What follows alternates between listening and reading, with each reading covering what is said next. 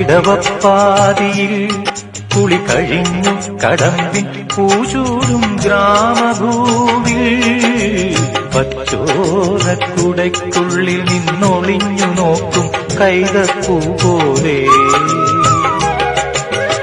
ഇടവപ്പാതിയിൽ കുളി കഴിഞ്ഞു കടമ്പിൻ പൂചൂടും ഗ്രാമഭൂവിൽ പച്ചോലക്കുടയ്ക്കുള്ളിൽ നിന്നൊളിഞ്ഞു നോക്കും കൈതപ്പൂ പോലെ.